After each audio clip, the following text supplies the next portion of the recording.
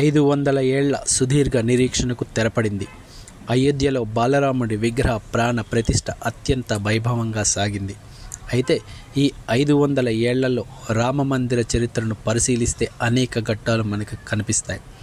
మొదట 1528లో అయోధ్యలో రాముడి జన్మస్థలం అని హిందువులు భావించే చోట అప్పటి మొఘల్ చక్రవర్తి బాబర్ మసీదును నిర్మించాడు. 1853 నుంచి 1949 మధ్యలో ఈ స్థలం గురించి హిందూ ముస్లింల మధ్య హింసాత్మక ఘటనలు అనేకం చోటు చేసుకున్నాయి. దీంతో అప్పటి బ్రిటిష్ పాలకులు మసీద్ లోపలి భాగాన్ని ముస్లింలకు, మసీదు వెలుపలి ప్రాంతాన్ని హిందువులకు కేటాయించారు. 1949లో మసీదు లోపల రాముడి విగ్రహం బయటపడింది. ముస్లింలు ఆందోళన వ్యక్తం చేశారు. దీంతో మసీదును వివాదాస్పద స్థలంగా ప్రకటించారు. దీంతో మసీదుకు తాళం వేశారు.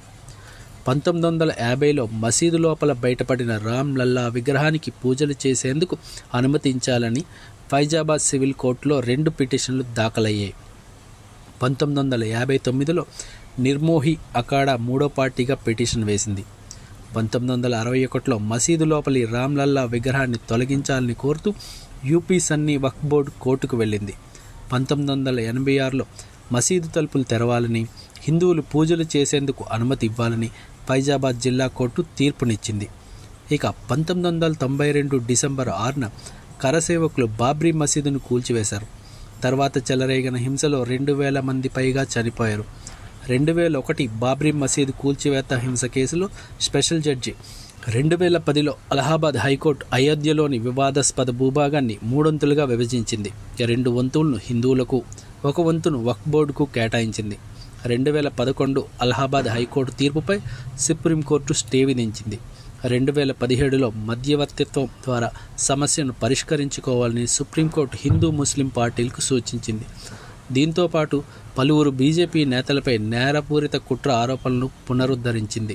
2019 మార్చి 8న అయోధ్య కేసు మధ్యవర్తిత్వానికి సుప్రీంకోర్టు ప్యానెల్ను ఏర్పాటు చేసింది. 8 వారాల్లోగా ప్రొసీడింగులను పూర్తి చేయాలని సూచించింది. ఇక 2019 నవంబర్ 9న అయోధ్యపై సుప్రీంకోర్టు చారిత్రాత్మక తీర్పును వెలువరించింది. వివాదాస్పద స్థలం మొత్తాన్ని రామ్ లల్లాకే కేటాయించింది. మసీదు నిర్మాణానికి 5 ఎకరాల స్థలాన్ని కేటాయించాలని కేంద్ర యూపీ ప్రభుత్వాన్ని ఆదేశించింది. 2020 ఫిబ్రవరి 5న రామాలయ నిర్మాణానికి కేంద్ర ప్రభుత్వం 15 మంది సభ్యులతో ట్రస్టును ఏర్పాటు చేసింది. 2020 ఆగస్టు 5న ప్రధాని మోడీ రామాలయ నిర్మాణానికి పునాది రాయి వేశారు. ప్రతి హిందువు చిరకాల స్వప్నం నెరవేరుస్తూ భవ్య రామ మందిరంలో బాలరాముడి విగ్రహ ప్రాణ ప్రతిష్ఠ అత్యంత వైభవంగా జరిగింది.